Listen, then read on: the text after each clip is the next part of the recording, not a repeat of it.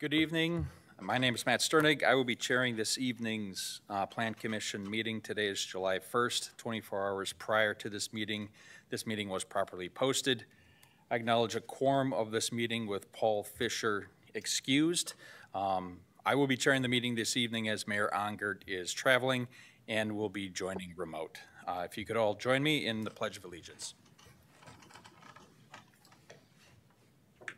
I pledge allegiance to the flag of the United States of America and to the republic for which it stands, one nation, under God, indivisible, with liberty and justice for all.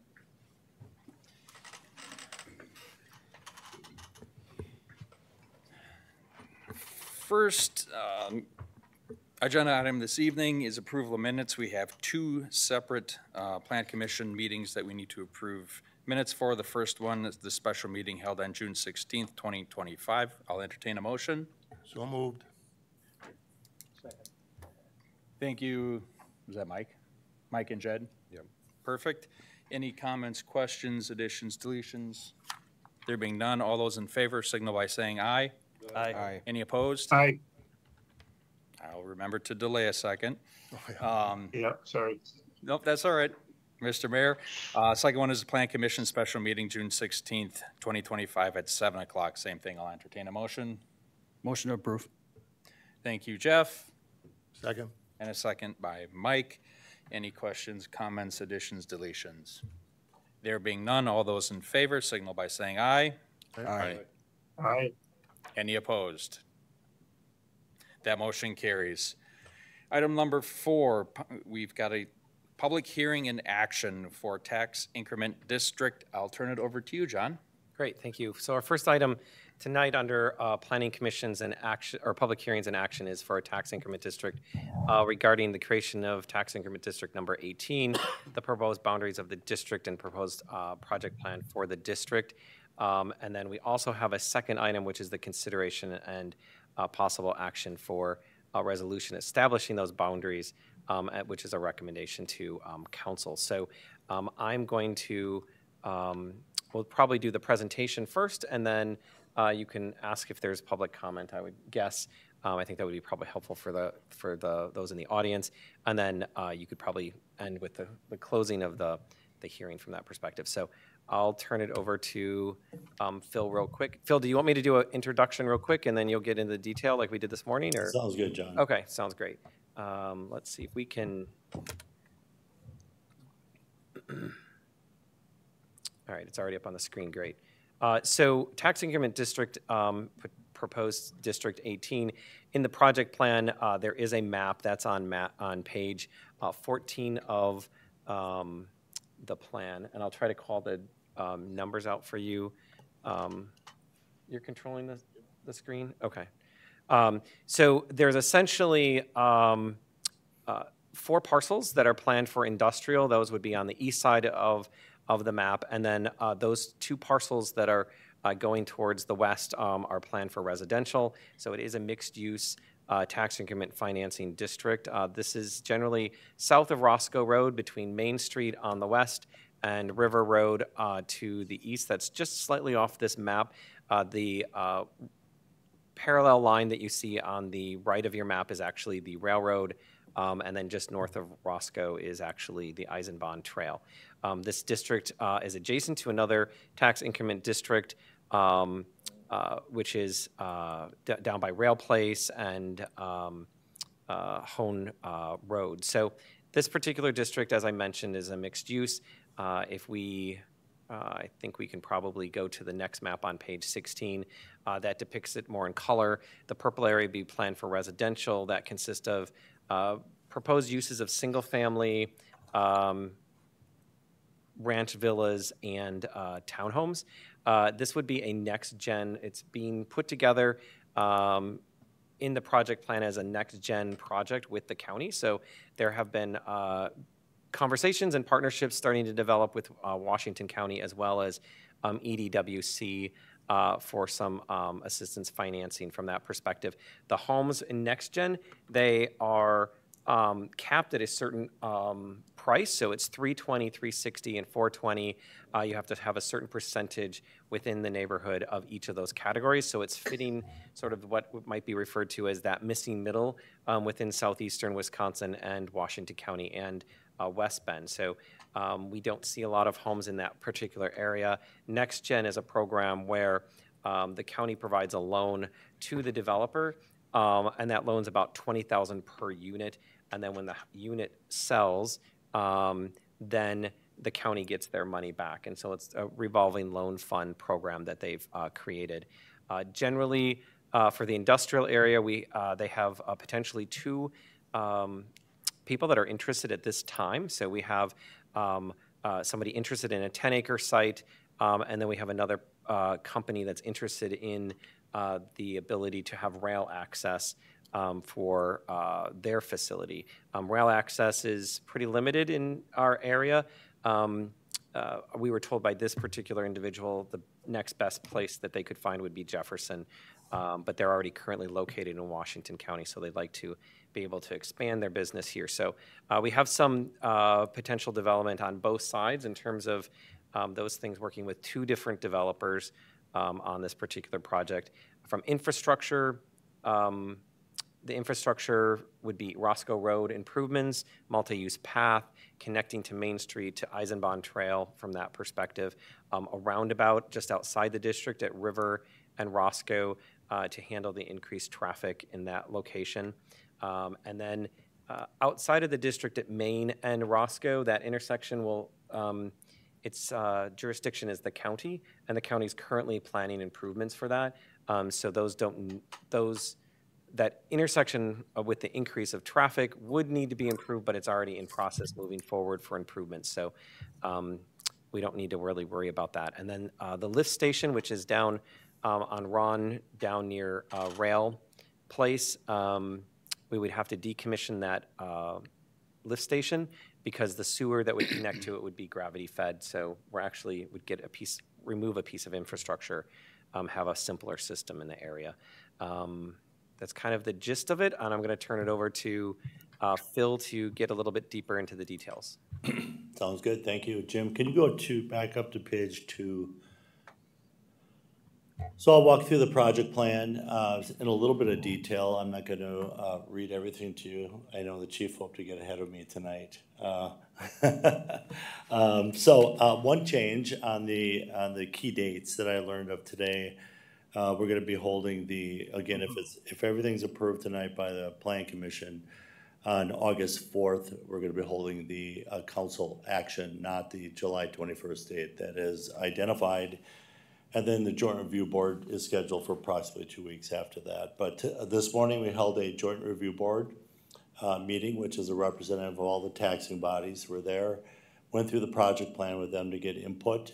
Really didn't have a lot of input from them. They were, I think, very pleased with the next gen housing being part of the residential element, and everybody's usually pretty supportive of any type of industrial development. So a lot of support this morning from all the taxing bodies. A few questions that came up regarding kind of pairing industrial and residential right next to each other, and kind of, how do you make that work with some of the screening and such. So we went through that with those representatives, but they felt pretty comfortable. So next page, Jim, I have an executive summary I'm going to walk through really quick. This is 164 acres after you remove about 13 acres of wetland. So the wetland can be within the boundaries of the district, but we need to kind of pare it out and identify the actual acreage that's available for development. As John alluded to already, this is going to be a combination of industrial and commercial, so it meets the mixed-use tax increment district criteria of at least 2 land uses, making up 50% of the area. That means it could be open for up to 20 years. That's the maximum life for a mixed-use tax increment district. It's primarily going to pay for infrastructure, and we'll kind of leave it at that. There are incentives that we'll talk about that go back to the developers, but it's really to help them pay for infrastructure internally within their development. The city's practice for quite some time is really to focus a lot of the TID funds around infrastructure, knowing that that's really what the critical need is to make projects work financially. So this kind of fits well within the city's past practice over the last number of years. Our estimated project costs are $35 million. I know it's a big number, but a significant portion of that is going to be what's called pay-as-you-go, or an MRO, municipal revenue obligation, and essentially puts the burden on the developer to actually create new taxes, and then a portion of that goes back to them on a contractual basis with the city. So the city's not out borrowing money. You just have an agreement with them that they get reimbursed back a portion of the new increment, which is new taxes that is being generated. So you'll see that in here we have about $7.7 million for infrastructure, really to serve Roscoe Road along with the roundabout, which is that Roscoe Road and River. We have the lift station project. Again, we have the incentives, which again will tie back to the developer needing to perform to receive those at $21.7 million. And then we do have some estimated project costs related to interest earnings, some administrative costs each year that the city can charge back, some administrative costs against the tax increment district as well. Those are the elements that make up the $35 million. Project incremental value, what we've identified at this point working with the two different developers. The residential piece is about $105 million, 315 units. At this point, obviously, any plan that gets moved forward will have to come back in front of Plan Commission and Council. But right now, what they're proposing is 315 next-gen housing units in that area. And then on the industrial side, over a number of years, they're projecting about $75 million in new development, including the two projects that John referenced already. So if this all comes together, this will close out in 19 years, so 1 year earlier than the maximum life that is available. Jim, if you can go, I think our page number is going to be a little different. So if you can go to page number 14 in your packet. John already touched on the parcels. We have 6 parcels. Those parcels, when you look at where they are value-wise today, the actual value of those 6 parcels is $1.3 million. So that on that $1.3 million, which is called the base value, each of the taxing jurisdictions, the county, school, technical college, and the city will get your share of that $1.3 million pie, $1.3 million pie. Anything that is built, that $180 million I talked about, stays with the city, and it funds all the projects that are being proposed, the different infrastructure and incentive projects that we just talked about. So that $1.3 million will hopefully grow to about $180 million once this is all fully built out. On the next page, you'll see we have a map showing, the following page, I'm sorry. John touched on this already, and the purple is the residential. In the kind of pinkish red color is the industrial area. And one of the requirements under a mixed-use tax increment district is that we can't have more than 35% of the total acreage be devoted to newly platted residential. All of this will be newly platted residential. So we have to do a calculation and make sure that that requirement is met. And I'll talk about that in a little bit. And then also, within that 35% area for newly platted residential, we have to have a density of at least 3 units per acre or greater. The concept behind TIF, and when you start talking about residential, is they want more of an urban type environment. They don't want 1 acre or 3 acre lots. These are a little bit more infill type developments, higher density kind of neighborhoods. So if you go to the following, I'm going to have you skip down 4 pages. Nope, right there, one back, thank you. This is that calculation I talked about, the 6 parcels, 164 acres. Right now what we have is an industrial being 102 acres, newly platted residential is 62. And we can subtract from the newly platted residential public infrastructure, so water, sewer, streets, stormwater, ponds, et cetera, that are gonna be within that residential area, estimated to be about 20%. We ended up at 30% newly platted residential and about a little over 6 units per acre or for this development. So it's a dense development that'll be realized down in this area, which is really one of the criteria for the Next Gen Housing Program as well. Jim, if you go to about 4 or 5, I think 6 more pages down, I'll tell you when to stop. Next, right here. One of the things that we are also required to do is provide a list of projects that fall outside the boundaries of the district, but are still gonna be paid for out of the TID funds. And those projects are the lift station project that John referenced, the Rusco Road. There's an east and west segment that fall just outside the boundaries of the tax increment district. All of that is still gonna be paid for through the tax increment district. And also the roundabout at River and Rusco, while that's just outside the boundaries of the district, that will be, again, affecting this development and will be paid for out of the tax increment district. So as this stands right now, we're not projecting that any of the costs that have been identified here will be picked up through the general fund, through the water utility or the sewer utility. So it'll fall into the TID fund to be fully paid by the tax increment district, thus not falling on the ratepayers and nor the general taxpayers in the city. So 3 pages in, there's another map that you'll see right there. You'll see that we had to identify, one more page, Jim. Thank you. So if you look at this map, you'll see on Rusco Road, the location of those 2 segments that fall outside the district. They're highlighted in blue. The Rusco and River roundabout, which is highlighted in kind of an orange dot, and then the lift station on the southern end of the industrial development. So we had to, again, identify the location of the projects that are going to be paid for out of the tax increment district. And on the following map, we have a half-mile radius map, which is another requirement if you're going to pay for projects outside the boundaries. They have to fit within the half mile. Obviously, these are adjacent to and they fit well within the tax increment district. So 2 pages in, we have a more detailed list of the project costs.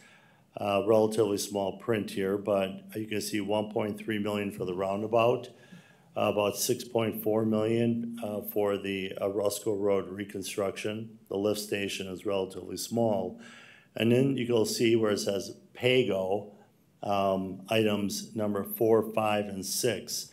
These really tie back to the development incentives that I talked about that will go back to the different developers. So on the industrial side, it's F Street and Keller. They're gonna earn roughly 12% of the new increment that they generate back to them. That fits, again, in line with what the city's past practice has been on other developments and other tax increment districts. You'll see on the residential, we have the 6.3 million. On the industrial, about 9 million that they can earn back. And then the last one is really the 6.3 million. John talked about the Next Gen Housing being $20,000 incentive per unit. So 315 units times 20,000, that's the 6.3 million that you see that would be a part of that. Now, there may be different funding mechanisms through the county. We'll look at that as well, but that doesn't necessarily need to be refined within this project plan.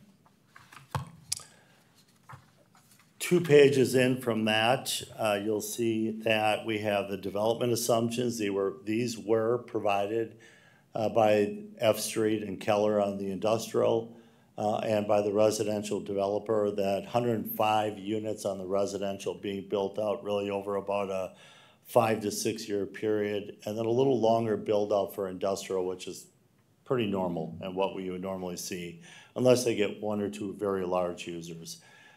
This is a little bit less aggressive than what the developer initially proposed on the residential side. They're looking at a 3 to 4 year build out. They've been now a little more conservative, came back with new numbers. I think we all feel a little more comfortable with this absorption and what it could look like over the next 5 years in that area. So again, we don't come up with these numbers. We really take the information provided by the developers, insert it into our models along with the project costs and the build out cash flow out. So that's how we get to the $180 million development projection over the next roughly 10 years. On the following page, we are also required to come up with a revenue for the district. And so we identify the projected annual revenue that would be generated in this tax increment district in this chart. So a lot of numbers on this chart, but if you look at the column that says tax increment and you follow that down, that's essentially what the $180 million being built out will generate annually and cumulatively. Now, there's a couple of assumptions that we chose to kind of leave alone as part of this analysis. We have kept the tax rate the same. What you have seen, like most other communities in the state of Wisconsin, is a declining tax rate. Property values increasing, tax rates decreasing. That's what we've seen over the last 5 to 6 years, pretty substantially throughout the state. We think that's gonna level out a little bit. We're not quite seeing that yet. We still see real estate values increasing pretty substantially. But on the flip side, because we're not showing a tax rate drop, what we're not also showing is any property appreciation occurring from the new development. So we think they're gonna really kind of offset each other, and we feel pretty comfortable with this revenue assumption based on the development that they had provided. If we go 3 more pages in, where it says one more to the cash flow. I don't know what I'm gonna eat tomorrow, but I have to prepare a 20-year model always as to what this is gonna look like. You know, what we have in here right now is a revenue that I just went through with you from the $180 million being developed. We have Rusco and the roundabout that the city would likely have to borrow funds for to be reimbursed and paid back out of the TID increment.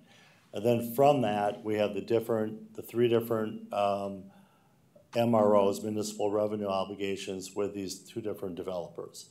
So that's how this is kind of laid out. Now, within a development agreement, which we don't have yet, we'll lay out specifics as to the flow of funds. So what happens with the first dollar that comes in?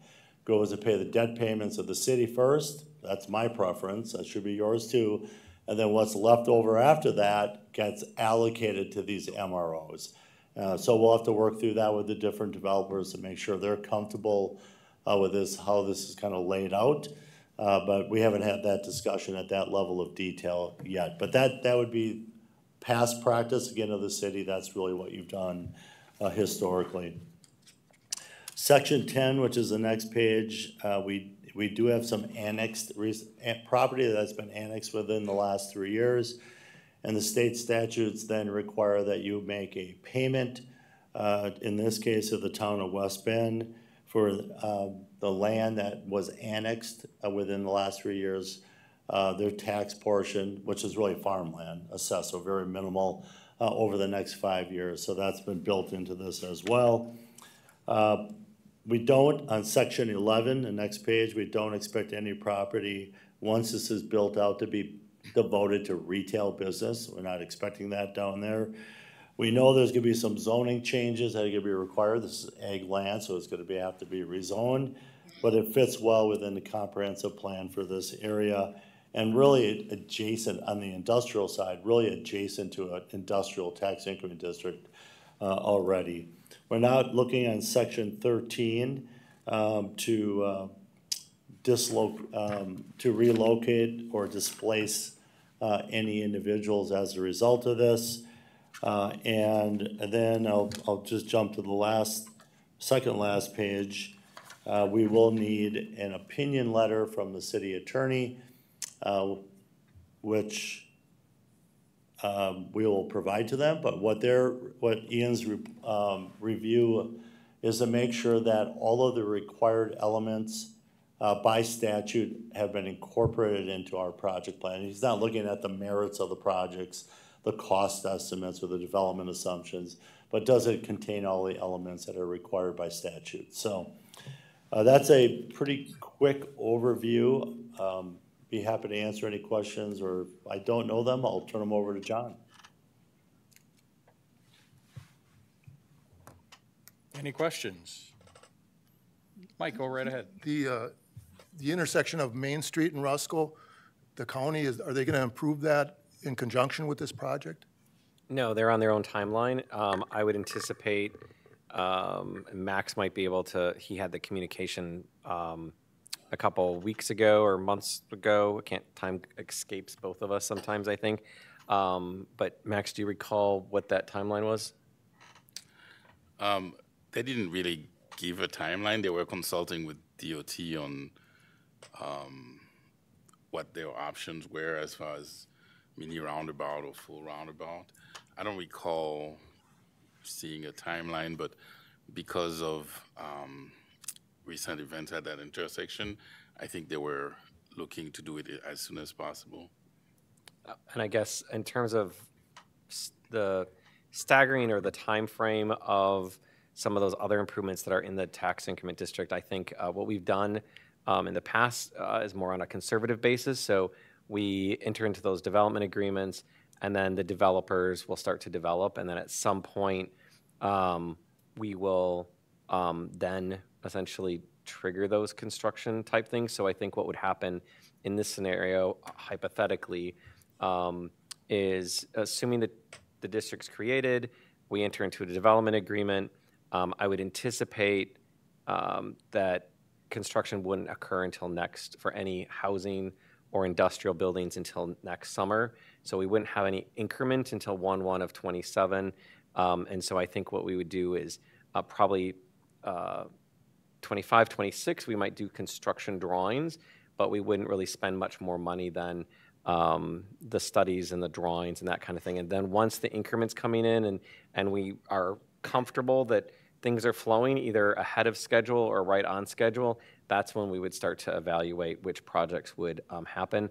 I think the first project that actually would happen is the decommissioning of the lift station, which is about $15,000, which is a fairly low amount because that industrial developer will be connecting the sewer up to that system.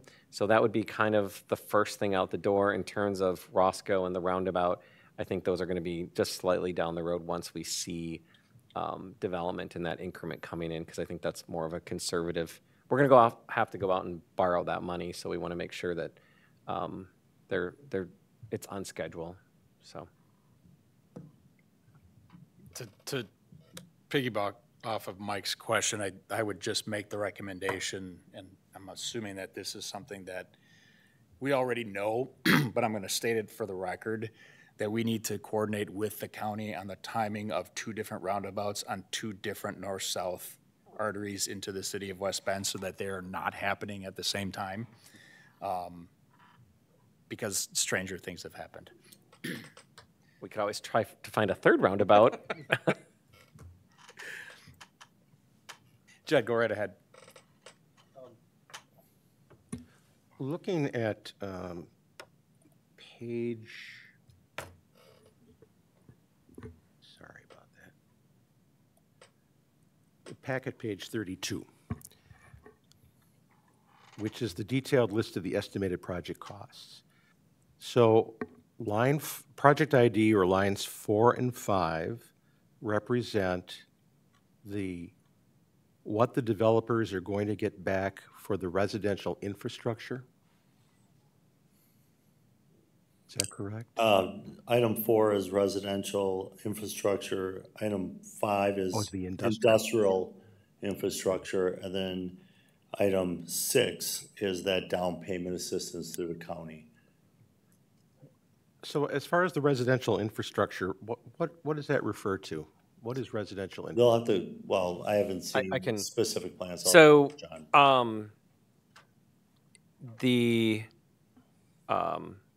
developer will have to extend from his subdivision to the points where the water and the sewer are stubbed out. They'll have to extend those down Roscoe Road. They're going to have the infrastructure within the subdivision.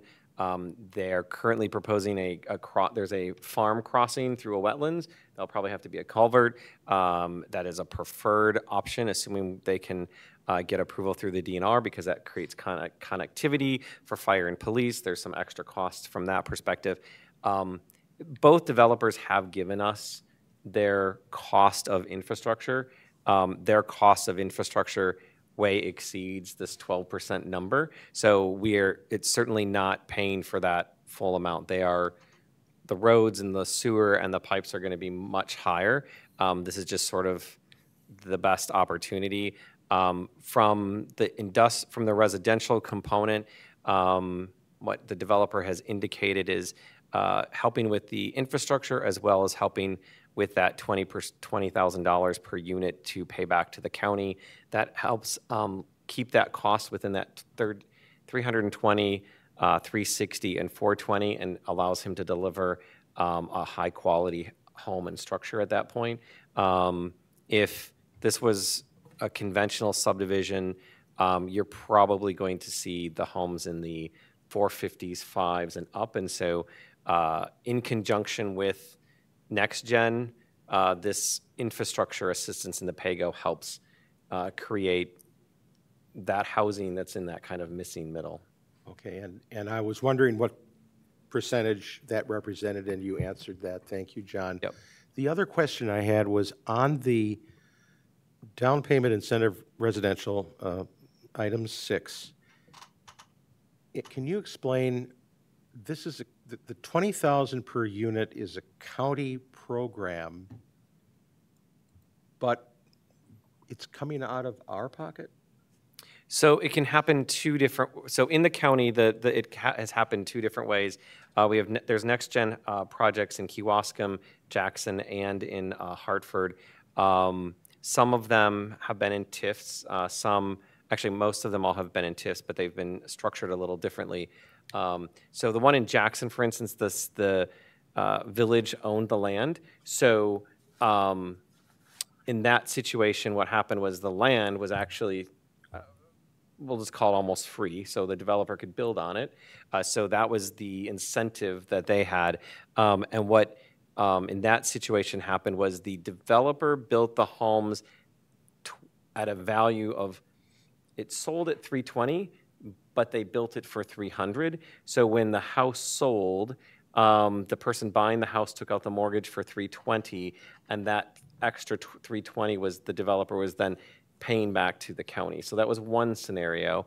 And in other scenarios, what has happened is the tax increment financing district provides that as an incentive. So in this situation, that increment that house is creating is essentially paying the $20,000. So they would sell the house at $320,000, but then the TIF is picking up the $20,000 based on essentially the value that house is creating over time. So the county is upfronting? Yes, so the county, yes, so from a NextGen, I'll back up. So I explained the back half. The front half is the county has a program called NextGen Housing. The idea is to try to essentially have residents of Washington County or people who've grown up in Washington County be able to start their lives or continue living in Washington County in an affordable property without them being, totally mortgage strapped for housing, that kind of thing. And part of that component is to create residential neighborhoods that many people grew up in, post-war, pre-war, World War II, smaller lots. Typically the ones that have been built are a little bit smaller homes instead of 300,000 square foot homes, that kind of thing. They're on a much smaller scale. What basically the county has done is they have funding that they have in hand, and then they basically give a loan to the developer up front. That developer can use that as attractive for a bank for borrowing the rest of the money that they need to have. They can use that for that infrastructure, for those upfront cost from that perspective. And then they just, basically, the agreement is when the house is built and it's sold, that 20,000 goes back to the county. They use it as a revolving loan fund, so that allows them to take that 20,000 and be able to reinvest that in another neighborhood somewhere else in the county. Okay, thank you. Great questions, Jed. Thank you. Any other questions? There being no questions, thank you very much, Phil. Thank you, appreciate it. If you wouldn't mind just sticking around for a couple seconds. At this point, we will open a public hearing regarding the proposed creation of tax increment district number 18, the proposed boundaries of the district, and the proposed project plan for the district. If there's anybody in the audience who would like to address the Plan Commission, please step up to the microphone, state your name and address, share your comments, and we will move forward.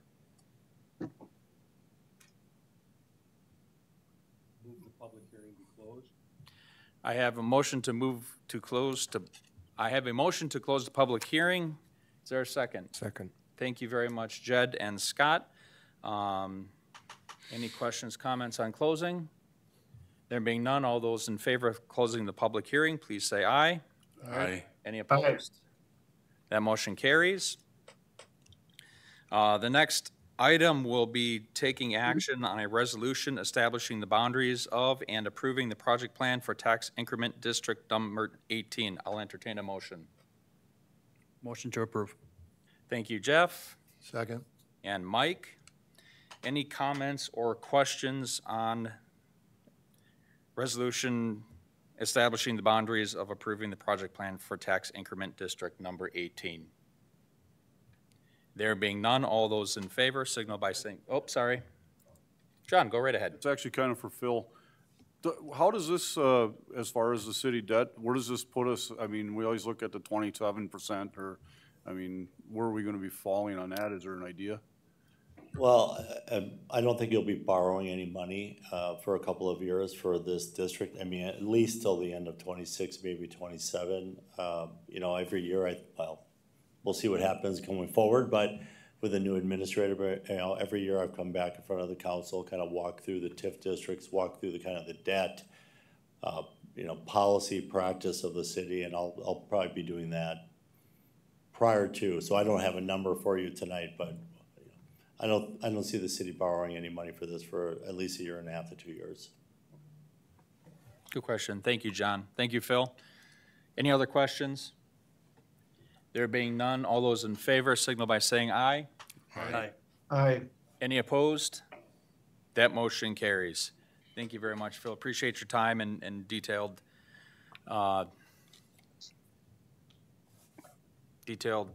report out. Thank you very much. The next item is a 2020 comprehensive plan. John, can you walk us through this? Sure. Our next public hearing for this evening is for an amendment number 37 on the request to change the land use plan from industrial to single-family residential and two-family residential for approximately 0.4 acres of land north of Highmount Road and on the west side of Stratford Road by the city of West Bend.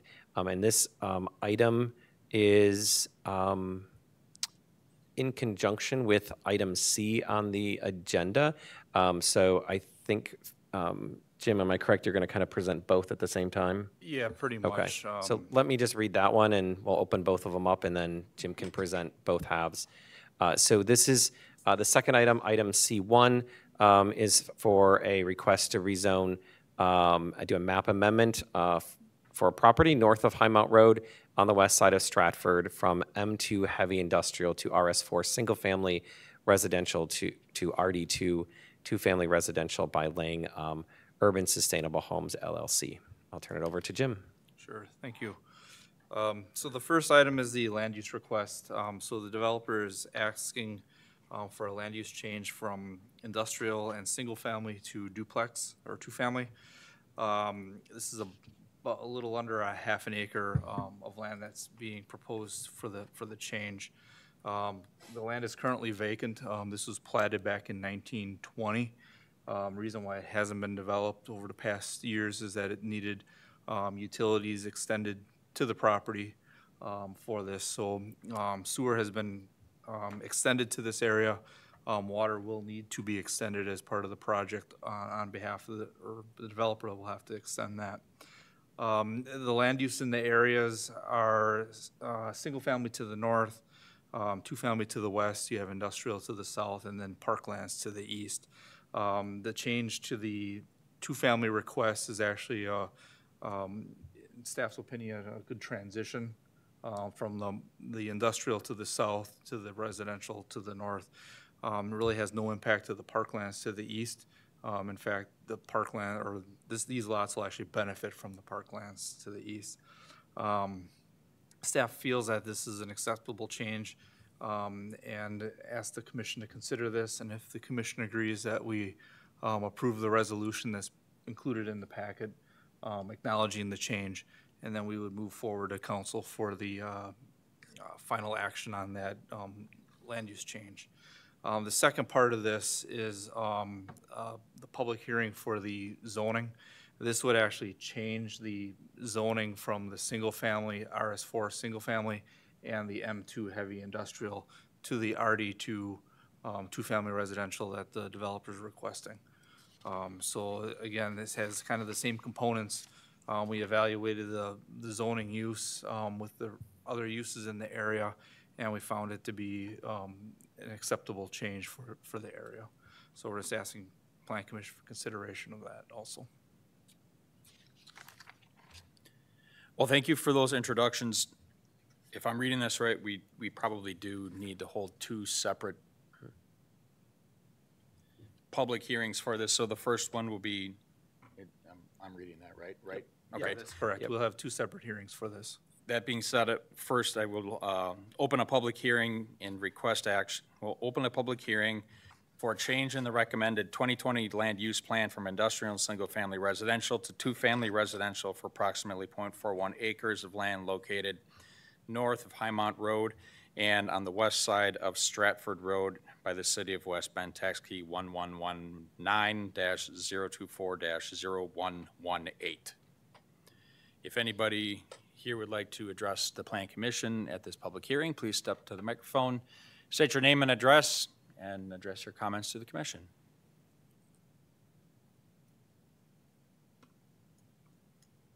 Motion to close public hearing?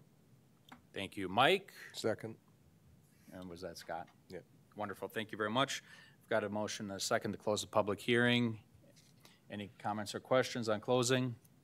All those in favor signal by saying aye. Aye. Any opposed? That motion carries. Next, Actually, we need a motion for the. we have to actually now take action on it, We correct? have to take action on the resolution, please. Okay, I'll entertain a motion to take a action on the resolution. Forward the motion. Thank you, Scott Second. and Mike. We have a motion and a second on the adoption of that resolution. Any comments or questions? All those in favor signal by saying aye. Aye. Any opposed? That motion carries. Next, we'll open a public hearing for a zoning map amendment located at north of Highmont Road on the west side of Stratford Road from M2 Heavy Industrial and RS4 Single Family Residential District to RD2 Two Family Residential District by Lang Urban Sustainable Homes LLC, tax key 1119-024-0118. The public hearing is now open.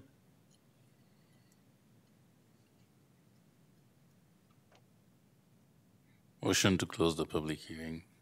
Thank you, Max Second. and Jed. We have a motion and a second. Any discussion? There being none, all those in favor of closing the public hearing signal by saying aye. Aye. Any opposed? That motion carries. Next is to take action on the zoning map amendment just mentioned. I'll entertain a motion. Motion to approve. Thank you, Jeff Second. and Scott. We have a motion and a second. Any comments or questions? There being none, all those in favor signal by saying aye. Aye. Any opposed? That motion carries. Next on our agenda is a conditional use permit. John? Our last public hearing for this evening is a conditional use permit for grading and other site improvements within the FFO flood fringe overlay district located at 139 and 145 North Main Street by 4MH Properties 2 LLC by Mike Husar. That taxi number is 1119-141-0104, and I'll turn it over to Jim. Thank you. So this is, it's a two-part component. We have the conditional use for actually the work within the floodplain. And then there's also a site plan approval that's scheduled later on the agenda for the actual site improvements and building improvements being done for the property. So the property owner is looking to do modifications to the building on the east side of the building, redoing his stairs and patio, and also a lower parking area / patio. As a part of this, because we're in the floodplain overlay district, it requires a conditional use permit to be issued by the city, and also to have a flood analysis done to indicate whether the improvements are affecting the flood elevation or not within the area. The developer has hired a consultant, and their engineer has reviewed the floodplain analysis that they conducted. They feel that in their narrative that the floodplain will not be negatively affected with the improvements being proposed. These improvements include redoing the lower entrance area and also removing a part of the staircase that's existing in that area as part of this. We sent out a public notice and notified everyone within 200 feet. Staff received no inquiries in regards to this. We've also sent it to the Museum of Wisconsin Art for comment and received no comments in regards to that for either the site plan or the conditional use. Staff would recommend approval of the conditional use permit with the listed conditions. Great, thank you, Jim. At this point, I'll open a public hearing and for a conditional use permit to allow for grading and other site improvements within the FFO Flood Fringe Overlay District located at 139 to 145 North Main Street by 4MH Properties 2 LLC. Mike Husar, tax key number 1119-141-0104. Anyone in the audience care to address the Plan Commission? Now is your time to do so.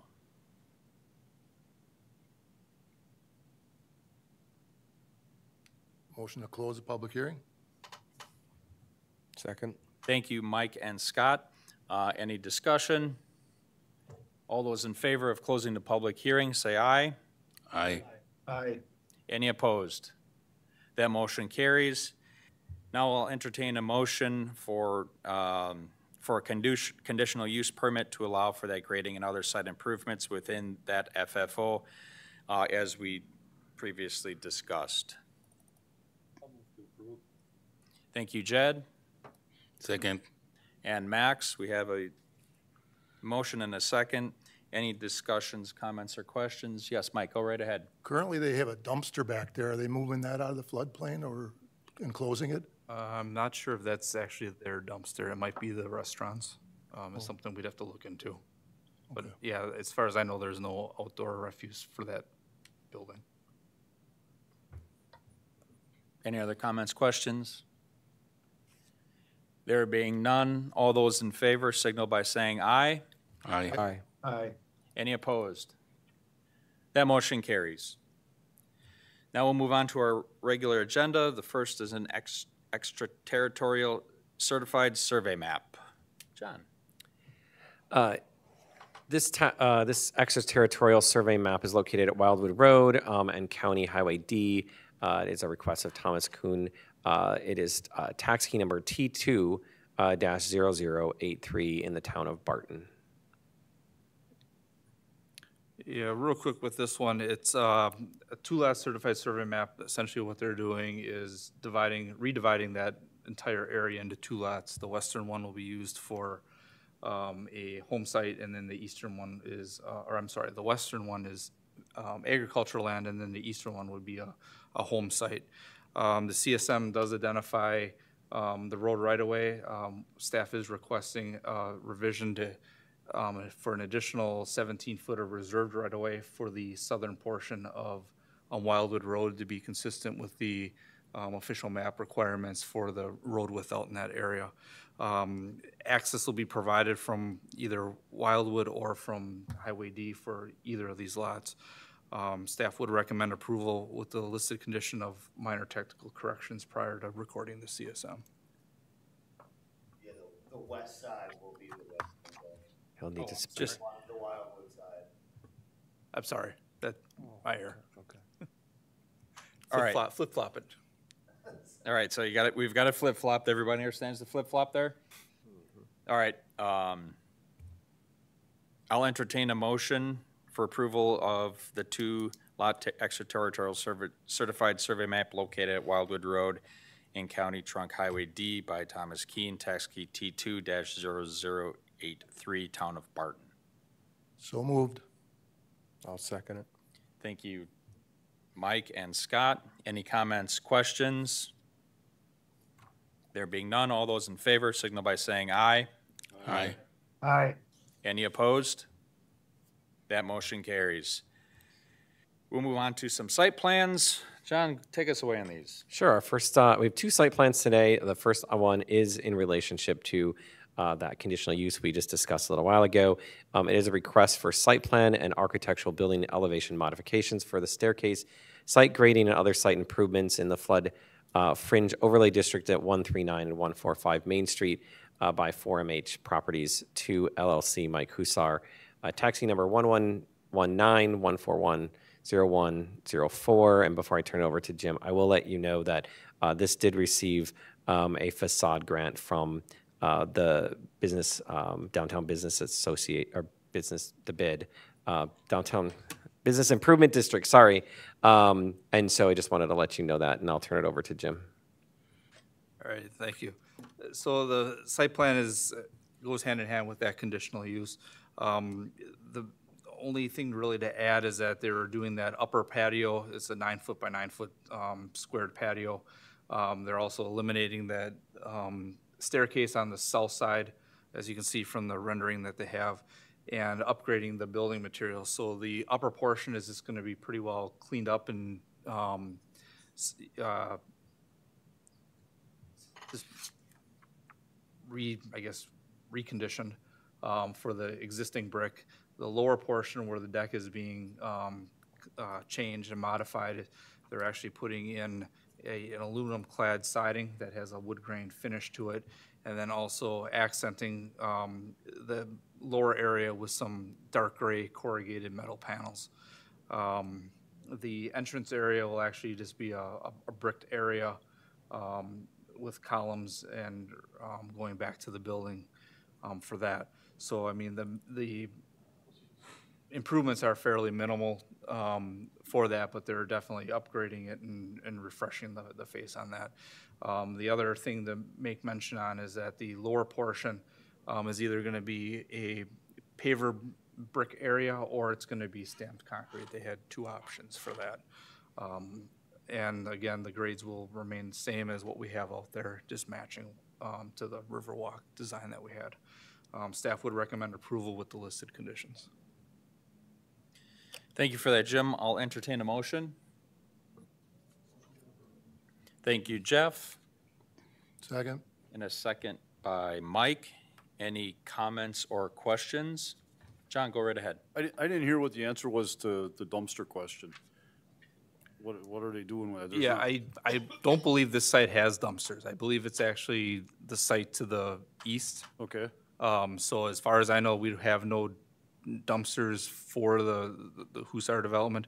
It's something we can look into and we'll talk to him about. Okay, or yeah, if they have cans or what, if they bring them in and out on garbage day, but that's definitely gonna be, that's a multi-tenant building. Correct, yeah. What are they doing with it? So I we believe the dumpsters are the one to the north. Yeah, In this, in that little bump out, I think Yeah. they're to the north. I believe it is for the restaurant to the north. Thank you, John. Any other comments or questions? John, you had mentioned something about they got a grant or something. Yep. what exactly is the grant money for? Is it for the riverside or what, So the Business Improvement District, they kind of tax themselves, so they elect to tax them a certain amount, so that's how they get their money. They choose to invest that in different ways. They spent about $30,000 this year on the plants downtown. They spend money on the Christmas tree, other things, and then they have had a program, a facade program. So the facade program is intended to improve the looks and the appearance of the Business Improvement District.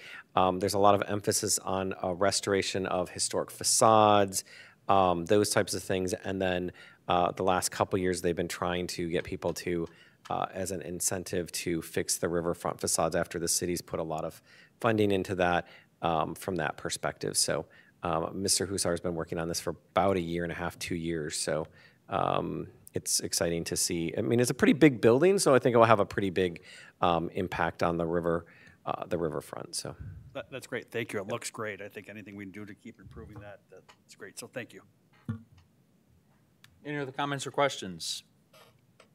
There being none, all those in favor signal by saying aye. Aye. Aye. Any opposed?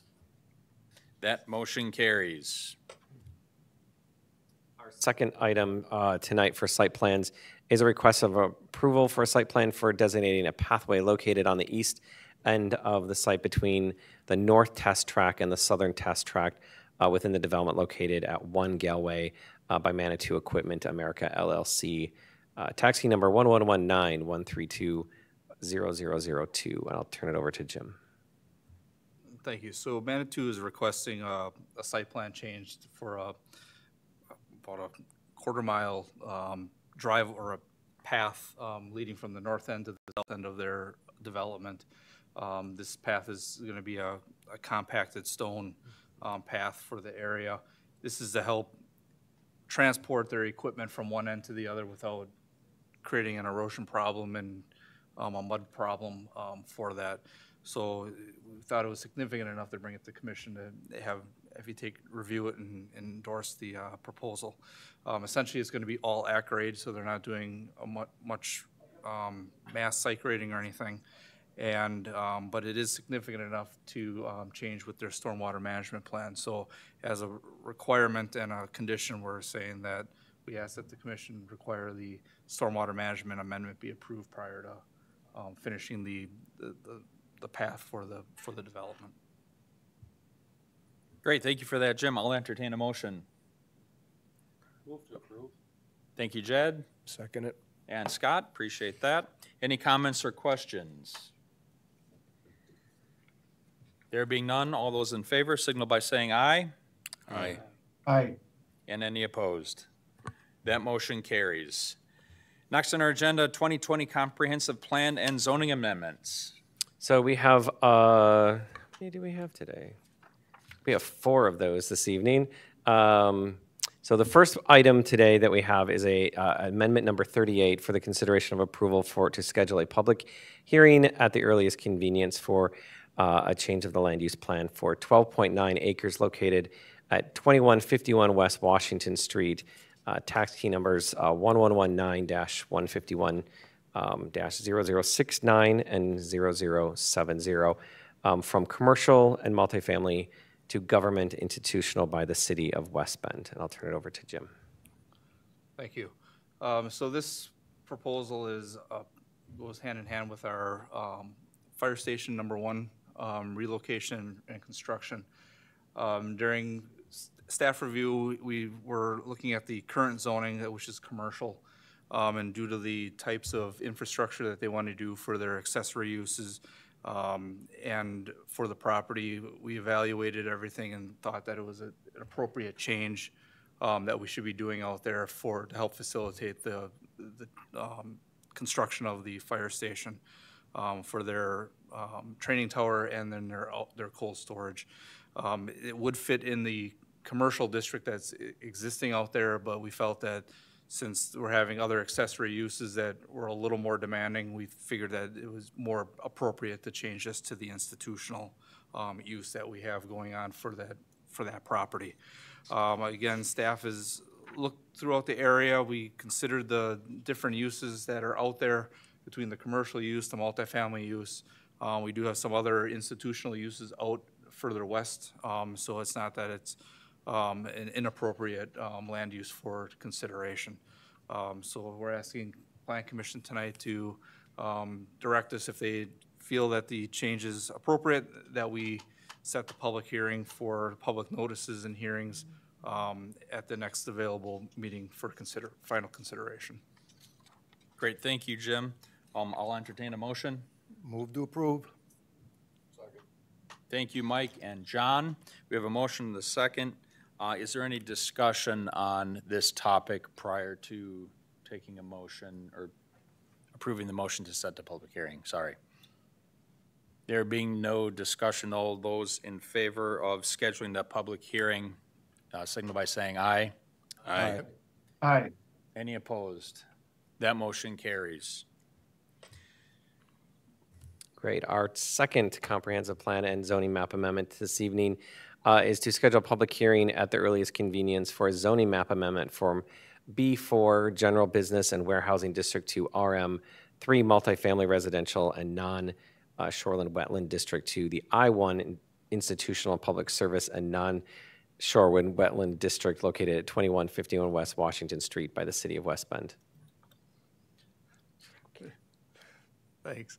So this is just the actual zoning that we're establishing for that. So this is what we're proposing to change from the B4 general commercial to the I1 institutional. So this is actually setting the actual parameters and setbacks and building height requirements and open space and everything for this area. So again, we looked at the zoning use along with the other zonings within it, and it feels that, and staff feels that it's an appropriate consideration for changes zoning. Thank you very much, Jim. I'll entertain a motion on this one. Motion to set public hearing. Thank you, John. I'll second it. And Scott, we'll go Scott. We have a motion, a second to schedule a public hearing. Jim, I would assume that this would be scheduled at the same time as the other public hearing. Correct, they will be. Wonderful. Any comments or questions on the scheduling of that adjoining public hearing? Will it be in August? Right now, we are looking at the August meeting just because of the timing Right. that we have, and we meet our requirements for the land use of the 30 days, and then also the public notice requirements for the zoning amendment. Good. Thank you for that question, Mike. All those in favor signal by saying aye. Aye. Any Aye. opposed? That motion carries. Thank you. Thank you, Les. And just for clarity, I don't know if it was mentioned by Jim when I stepped out of the room, but so next August meeting, there'll be the land use plan public hearing, the action for the zoning, and there'll also be the site plan review, architectural design item. So there'll be 3 items related to that project next month. The next item on the agenda this evening is the 2 of them are also together. So the first one is a consideration of approval for scheduling a public hearing at the earliest convenience for a map, land use map amendment from multifamily residential to mixed use located south of Barton Avenue and east of Rainbow Lake Lane by the City of West Bend. And Jim, do you want me to read both, and are you going to present twice or once? I was going to present just once. Okay, then I'll read the other one, just for clarity. Yeah, just Yep. because they're related. So the second item, or the 4th item on the agenda is a discussion consideration of a schedule of public hearing at the earliest for a zoning map amendment from RM1 multifamily residential and SW shoreline wetland to RM1 multifamily residential, RD2 two-family residential, and RS4 single-family residential in the SW shoreline wetland located south of Barton Avenue and east of Rainbow Lake Lane by Hillcrest West Bend LLC. Thank you. So back in May of this year, the Plan Commission reviewed a concept plan for a change in the uses on the property. The developer was asking for any kind of feedback for that. Plan Commission reviewed it, made a couple of suggestions for building location tweaks and modifications that would be implemented in future plans for future reapprovals. As part of that, we introduced the land use and the zoning request for the property. This is for approximately 28.5 acres, located just south of Barton Avenue and east of Rainbow Lake Lane. The changes that help facilitate for the continued development of the land for a mixed-use residential development, which would consist of 6 existing multifamily buildings, 8 proposed 2-family buildings, and then also 6 single-family buildings. So this, again, would be a true mixed use or mixed residential use development for this area.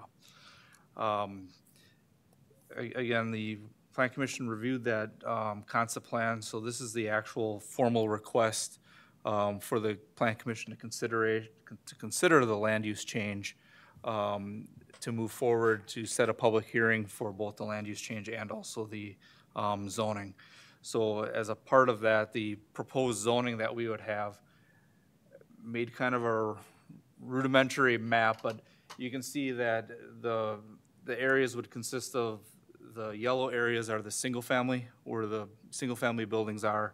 The orange hatches where the 2-family buildings would be, and then the remaining area is part of the existing multifamily, and then also the shoreland area, which is kind of in the middle of the between the two development halves. So staff has evaluated the land use change and the zoning change, and feels that it could be an appropriate use. Again, we wanted the Plan Commission to review this and give their opinion and the endorsement, and instruct us to schedule the public hearing if you guys feel that this is a appropriate development pattern that we could consider.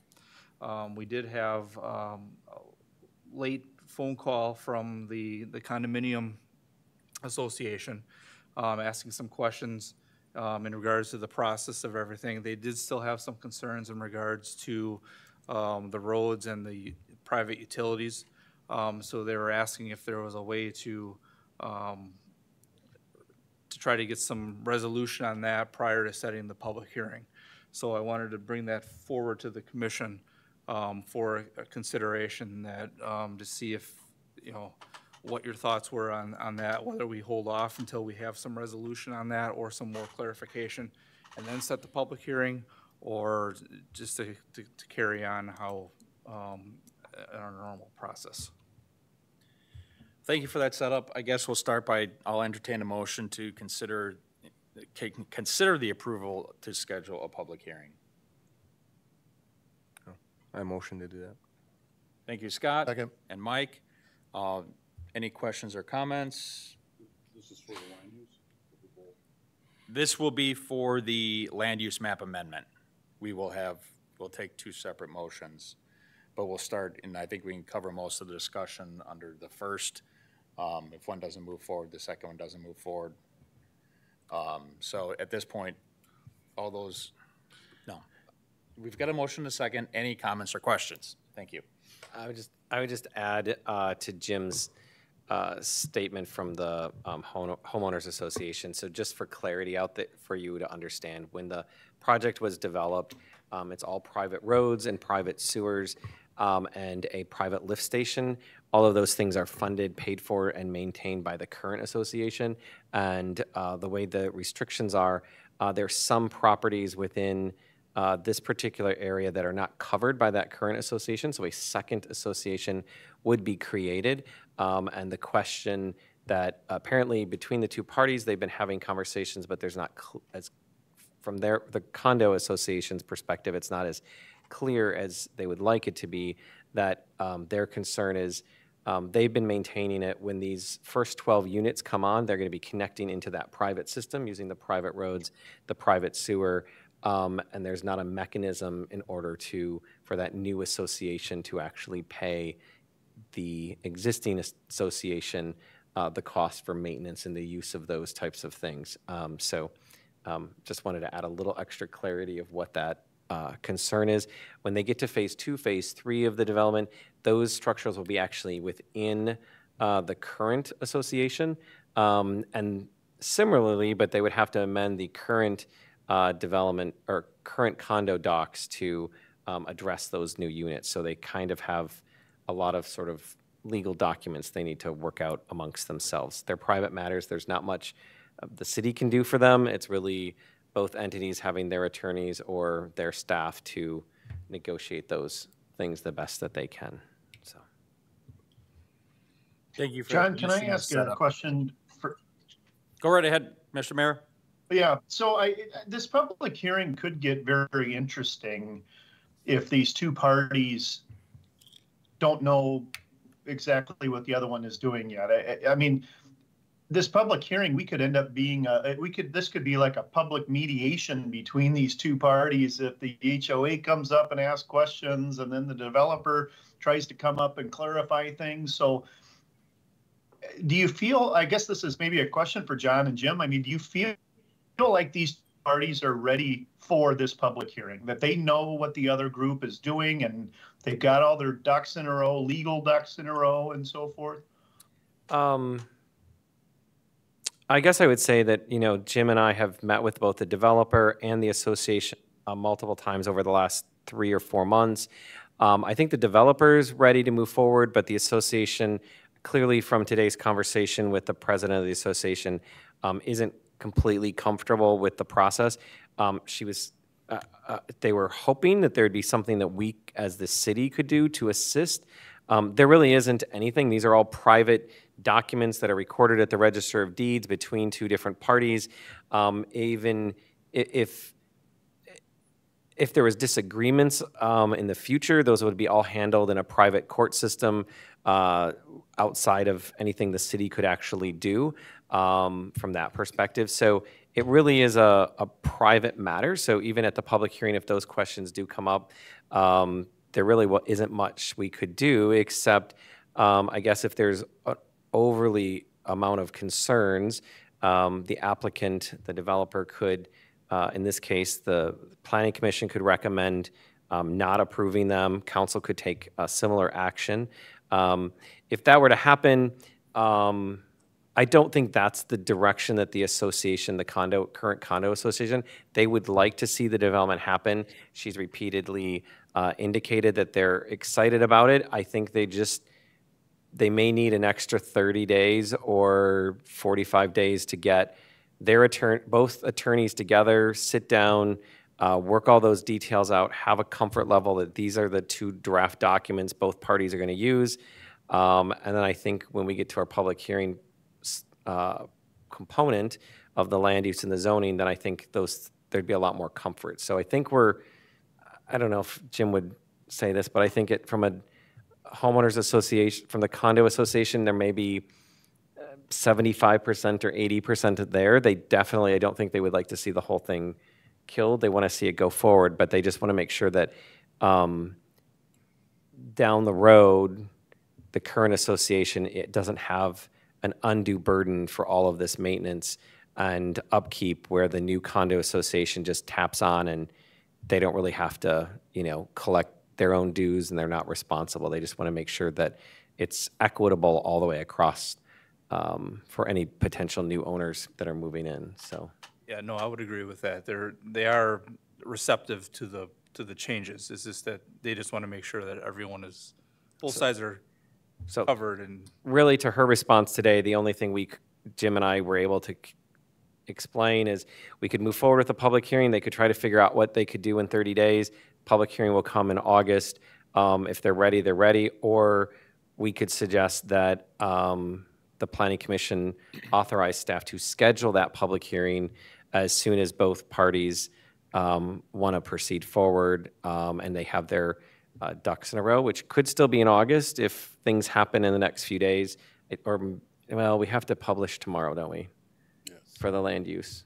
I believe so. Yeah, so we don't really have, it's either going to be August or September, but if they could work things out in the next week or two, we certainly could still meet a September deadline from that perspective. But that's really a question of the commission on how you'd want to proceed on this public hearing. We could move forward with August, let the parties figure it out, see who shows up and what the comments are. Or we could postpone it, to September to give them a little more time to communicate. I talked to the developer before the meeting. He wasn't aware of the conversation we had. I think we had it about 3 o'clock this afternoon or something like that. So sort of fresh, new comments that were coming in. One question I do have for either John or Jim is there time sensitivity to the public hearing as it relates to the planning for the construction of these new single-family, multifamily homes? Obviously, the sooner the better, but From a developer perspective, I'm sure sooner the better. In terms of the next steps we have to go through, there's the land use and the zoning. We would need to also have a site plan review process, which still has not been submitted. So after the zoning is done, there'll be another item on the agenda in September, October for the site plan. And then there is a development agreement between the city and this development that with the changes that are proposed, we're going to have to amend that development agreement. So once you have the zoning, the land use, the site plan, and an amended the development agreement, then the developer would be able to come in and do any CSMs or plats that might be needed, and then building permits. So with all of those things that need to happen, I think I would estimate we would be doing, I'll just call it all approvals and paperwork, probably through the fall. I think it could be, if organized well, it could be taken care of by December, January with no problems. Obviously, that's in the timing is in the developer's hands, but then they would be in a position for permits come March, April, spring. So there's a lot of other steps that need to happen. And maybe I was leading the witness. I was trying to understand as to whether they were trying to put a shovel in the ground yet in this building season before the winter, and whether that's something that was even attainable with all the steps that need to line up, which would necessitate us potentially taking action on scheduling a public hearing for August versus September or such a time when we feel they're in a better position to line. If the developer were to, if we were to schedule it for August public hearing, action by city council in August, and we were getting a site plan submitted in the next couple of weeks, as well as working through that development agreement, it is possible you could wrap all those things up maybe by October, but then you're right on that cusp of winter construction. So most developers are going to want their foundations going in September, October, not right before Thanksgiving. No, that's fair. Any other comments or questions? We'll start with Jed. Correct me if I'm wrong, John, but I don't see the condo association controversy, whatever issues they're having, as concerning Plan Commission. We're just concerned about the land use. So there's really no reason why we should delay the next step, because their business has nothing to do with changing what we're talking about, right? Yes and no. I guess you could think of it as not really those agreements as being a private matter between two different parties from that perspective. But as we discussed with the association this afternoon, it certainly is a big step forward with them having some unknowns, and they would feel much more comfortable having those things more finalized and worked out. So you're right. There's a nexus of a kind of a blurred connection there. Is it as crisp and clear? No, from that perspective. So, it's basically if there was a vote of postponing it to like September, I think the message to the developer and the association is Planning Commission is interested in moving it forward, but you guys need to come together, get your ducks in a row so that it's a smooth process. If you guys chose to move forward with the public hearing tonight, I think it's still the same sort of message. It's just you're going to have to hope that the two parties work those things out in their own time. So, I'll ask the question, and I appreciate your perspective on that, Jed. I think the other side of that coin is there's a current condo association that has a land use plan that they put in place when they started their condo association, and that is the status quo, and we would be changing that status quo by taking an action on scheduling the public hearing right now without their consent or desire to have that changed stated.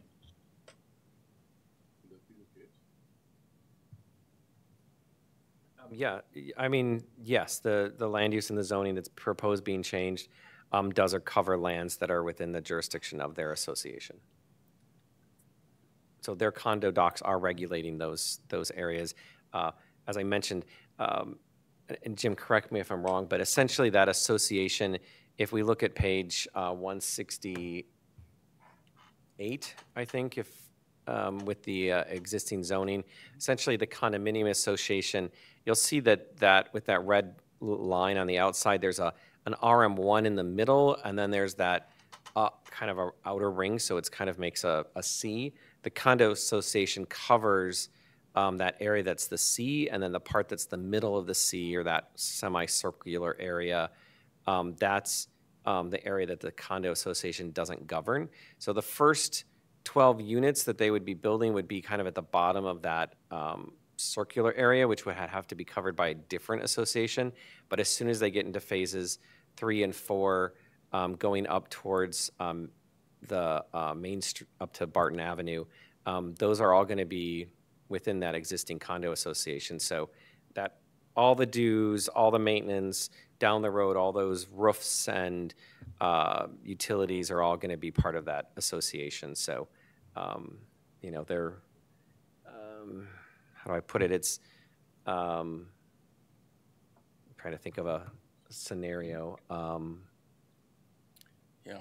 But it's essentially like if you own a piece of property and if you had zoning that allowed a house to be built next to you, it's like some person coming and doing something on your property, sort of. I mean, it's sort of, so they have, you know, they're the ones enforcing the rules, the regulations, design controls, things like that.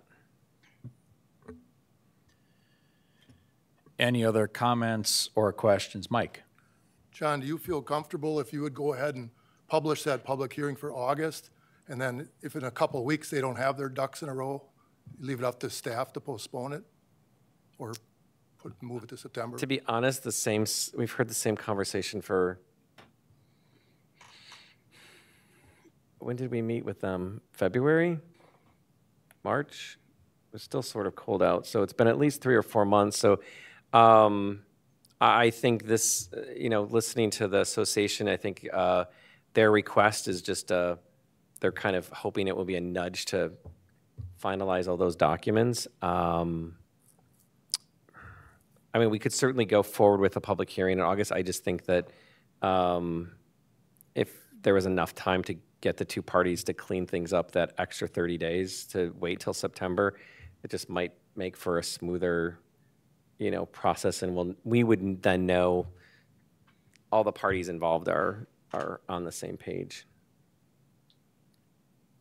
It certainly does if we had a public hearing and the association then comes out and they're not happy with things and the developer's there, then you're going to have a much more interesting hearing. I'm going to start with Scott. Well, just to be clear, so the association does want something there. They just would like a better communication with whoever's going in there. That's kind of what they're saying? Yes, they are very interested in having more units and having neighbors.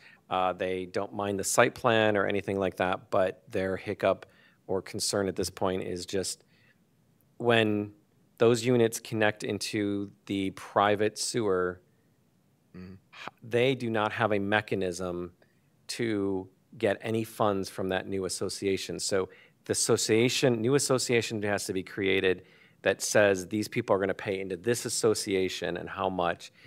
The current association has to have their bylaws changed to basically say they can collect the money from this other association, and then when they get to phase 2 with all the new units within their association, they would have some amendments that have to be there. So you have a brand new document and an existing document, and yet they have to come together. The association, my understanding is, had an attorney involved. There's been a lot of back and forth. She said today they thought they had a very good document that they sent back to the developer, and then the developer's attorneys redlined it all over again. And so they just are going back and forth with red lines. So, Okay. like I said, I think they're like 75 to 90% all committed. It's just the assurity of, I mean, I think you can understand, I guess, you know, if all this went through and approved, and then he created this new association, and this new association didn't have to pay into this other association, and they tap in, then you have all these people, you have 12 units that don't have to pay the maintenance. I mean, it's a pretty good, would be a good, I think they're just looking for equity amongst all the future units. Yeah. So I guess I would give them an extra 30 days to get their communication together. It is July, it's vacations, it's all that kind of thing. So it's always a hard month to get people together. So to give them July and August, have the hearing in September, if they don't come together in 30 days, then that's going to be telling too, I guess. Max, you had a comment? Yes, I wanted to say a lot of things, but I didn't get the opportunity. John covered everything I wanted to ask about, whether they are close to getting together and on a resolution, whether that was going to impact the plan to develop the land. And then right now, my position would be to give them the opportunity to get together or finalize what they need to finalize and schedule the public hearing for September. And then if, like you said, they do not show up at that point, we can still move forward, but giving them the opportunity to finalize what they need to finalize in the next month or so. That would be my position. I would tend to agree with you, Max, and your comments about the lawyers going back and forth and redlining documents is something that lawyers should be doing within the confines of their firms and not having those red lines come into a public hearing, which is a foreseeable outcome if indeed over the course of the next 30 days they aren't aligned. And I don't think that that becomes an appropriate forum for having those types of discussions and debates, and it very well could turn into that, from my opinion. So I would actually at this point move to consider approving scheduling a public hearing for. Oh, we do. It would have to be an. You have a positive motion on the table, so if you vote yes, it would mean that you're recommending. I forgot about the fact that there was a motion on the table. Yeah. So you are correct. Yeah, so if you voted yes, it would be a recommendation to have staff move forward with the next available public hearing we could have. If your vote were to be no, then We could amend it. you could. Well, then it would be it would be a motion to the motion would fail, and then you could introduce a new motion. Or you could do a friendly amendment. Yes, by the person who made the motion and then re-second. And yes, Max. Thank you. I wanted to add that I understand Jed's comment and about the Plan Commission is not to resolve the issue, but that's why I'm saying we could say September to give them the time to do this, but hold that line, whether they're ready or not, because of the comment you said, Jed. So I wanted to clarify that, like we're not going to go out to November, December, January, etc. And if I could say, the applicant is the developer, not the condo association, so at some point it becomes a matter of fairness to the applicant, right? That we don't keep punting this. I can see it that way too. I can see both sides of that, Jed. That's kind of how I feel about it too, is this is really just our decision on, or our moving forward with the best use of the property, not who actually does it at this point. So at this point, we have a motion on the table and a second to approve to schedule a public hearing at the earliest convenience to amend the 2020 land use map amendment. We've had much discussion. I will ask if there are any amendments to that. I do have a question to clarify. Yes. Because the motion doesn't say a date. The motion says at the earliest convenience. Does that mean August? The earliest convenience would be August because we can put it in the paper tomorrow and we'd have all our timing correct. Okay.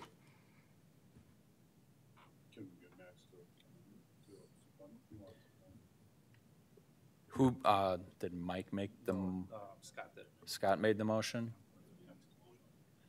So technically Scott could, if he wanted to, he could. If he feels. And Oh, you mean to push it off, or? If you have an amendment to move it to a later date other than earliest convenience, then you can make that amendment to the motion. Otherwise, we will vote on the existing motion on the floor. I mean, I wouldn't change it, no. Okay, thank you. At that point, we've got a motion, a second. All those in favor signal by saying aye. Any opposed? No. All right, that motion fails. Are there any further motions to be made on this? I will make the motion to have the public hearing scheduled for the month of September, the Plan Commission meeting to happen in September. We have a motion and a second. Thank you, Max and John, to schedule a public hearing for September Plan Commission meeting for a 2020 land use map amendment from multifamily residential to mixed use located south of Barton Avenue and east of Rainbow Lake Lane by the city of West Bend. Is there any further comment or question on that motion? I will add a comment that based on everything John and Jim you have indicated, I would strongly urge you to communicate with both the developer and the Acondo Association to, as you said, get their ducks in a row prior to that meeting. From everything I've heard, both parties are amenable to moving forward with this project and this development, and urge them to get to the point where they can reach agreement so that it's not a fruitless public hearing. With that said, any other comments or questions? All those in favor signal by saying aye. Aye. Aye. Any opposed? Nay. That motion carries with 1 nay. Next is next we'll be scheduling the public hearing.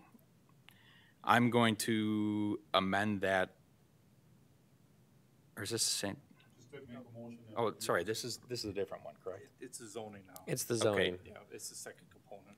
Okay, so if that be the case, then I'm going to make a motion to set a public hearing for September for zoning map amendment from RM1 multifamily residential and SW shoreland wetland and RM1 multifamily residential, RD2 2 family residential and RS4 single family residential southwest shoreland wetland located south of Barton Avenue and east of Rainbow Lake Lane by Hillcrest West Bend LLC.